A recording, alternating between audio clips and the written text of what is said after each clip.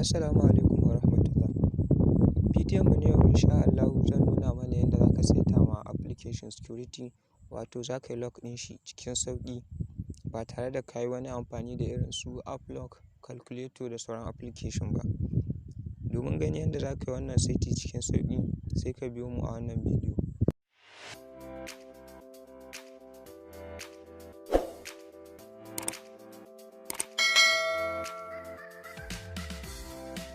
Dan uwa, kafin nan ina mai ƙara tunatar da kai da Allah, idan ka manta ba ka danna mana alamar subscribe ba, ka danna mana subscribe, ka danna alamar ƙararrawa ka zaɓi all, ta yadda za ka samu sababbin bidiyon mu daga zarar mun ɗora. Mun gode. Yau da farko za ka fara zuwa phone master na wayarka, ka shiga phone master sai ka duba inda aka sa app lock, kaga mu nan gashi nan, ko kuma ka duba toolbox in baya wurin shortcut, ka duba ƙasa gashi nan app lock, sai ka shiga ka ta farko. Abin da zai buƙata shine ka saita pattern. Mun nan saboda screen record ɗin ma ba zai ɗauka ba saboda security, amma kai naka lafiya lau zai nuna ma inda za ka sa pattern. Sai ka zana, zai buƙaci ka ƙara maimaitawa, sai kai confirm. Sai ka saita next step shine wurin da aka saita security question. Da ka gama sai ka sa done.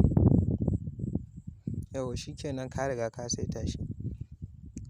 Yanzu abu na gaba da za ka yi shine, za ka ga nan da application ɗin nawa ma duk na rufe su.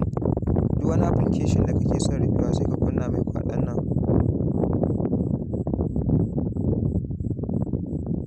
Duk wani application da kake son rufewa, ga misali, duk waɗannan ga ba a rufe su ba.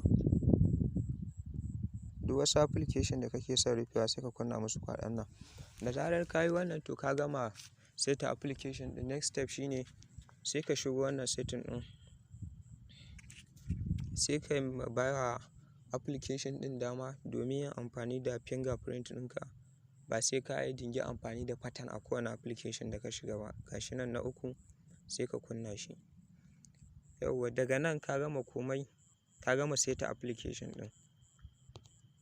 Sai ka taho misali, ko wani application ɗin ka shiga misali, kana shiga za ka ga nuna ma ka sa pattern ɗinka ko kuma fingerprint. Duk wanda ka yi amfani da shi zai buɗe. Misali kana shiga ya buɗe. Duk wani application dai da ka rufe a gurin, kamar a can wanda ka zaɓa, in ka zo shiga ba zai buɗe ma ba sai ka yi amfani da wannan fingerprint ɗin. Yauwa ɗan uwa, cikin sauƙi wannan shine yadda aka saita wannan abu cikin sauƙi. Mun gode da kallon wannan bidiyo namu. Kar ka manta da Allah ka danna mana alamar subscribe. Sannan da Allah, idan ka ga wani gyara a bidiyon nan, muna buƙatar mu ji ra'ayinka a wajen comment. Mun gode.